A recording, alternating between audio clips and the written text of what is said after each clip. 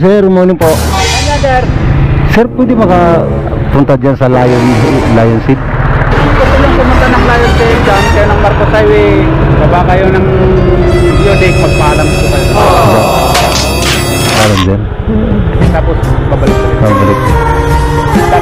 Sirado pa talaga yan.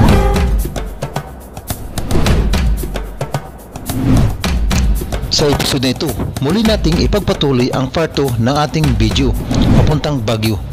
At isa na nga dito, Ronquinon Road, upang may update natin sa inyo kung bukas na nga ba para sa mga turista. Tara, samahan nyo ako. Alright mga Karpsol, andito na tayo sa Rosario, La Union. Welcome to Baguio.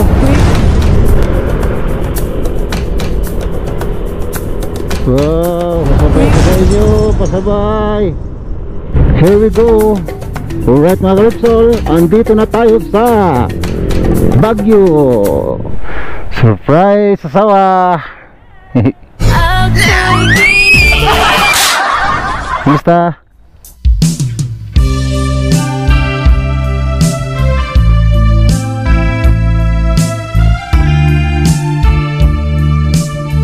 Kumusta mahal? Miss you.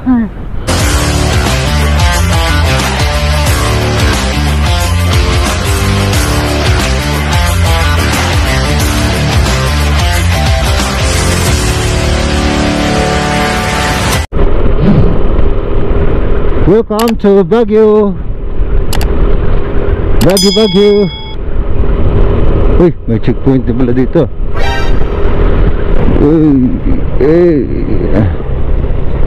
Ito yung pinaka-ayaw ko talaga dito sa Marcos Highway.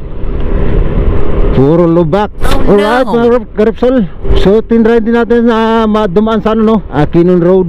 So same pa rin ang dati nung nakaraang vlog natin na dumaan tayo doon last month. Kung napapanood nyo yun, hindi pa rin tayo pinayagan. So for residents lang talaga ang nakakadaan doon. Tinry ko na rin na kahit hanggang sa Lion Seeds lang, wala pa rin. So sa mga gustong pumunta ng Lionhead, no, huwag nyo nang pilitin na dumaan doon sa Quinon Road. Hindi talaga kayo papayagan, promise.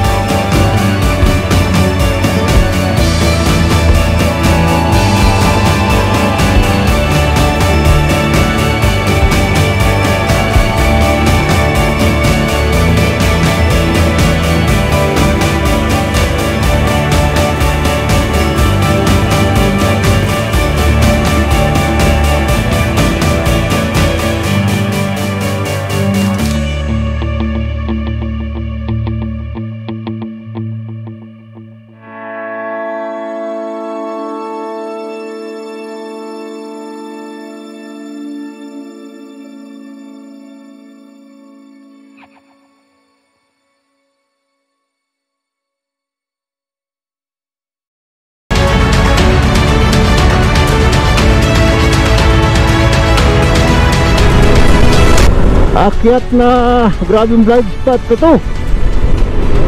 Sobra. Oh, dapat ikaw mabitin dito. Oh, wow.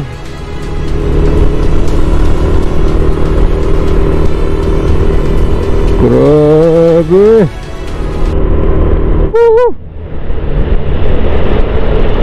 Woo!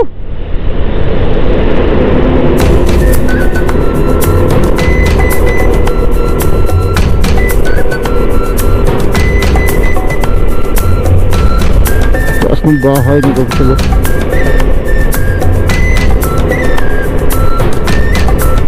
Grabe. Aba. Here we go. Alright mga Karipsol, andito na tayo sa Baguio City. Ayan o. Ay ganda pa rin o. Tinan mo mga pine trees mga Karipsol o. Nagkumpunan lang dyan sa isang ano lang. Parang sinadya siyang na ay ano. Diba? Diba ang ganda mga Karipsol?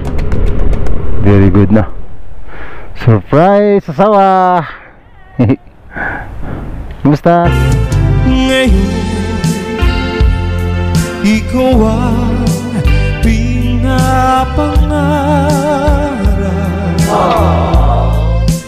Kumusta mahal? Miss you. Yeah, boy. Kumusta? Ang tagal mo naman. Antay na ako ng antay. Buwan na. Ngayon ka lang dumating, mahal. Miss na kita. Sana all. Miss you to asawa. Miss you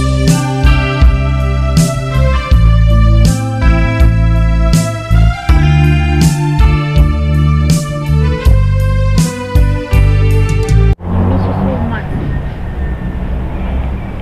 So yun mga Karipsol, andito na tayo no sa ano, Baguio. So ayan si Mrs. mga Karipsol. Welcome to my mister. Hindi na siya. Belsa, may palalab. So salamat sa Diyos mga Karipsol at nakarating tayo ng maayos.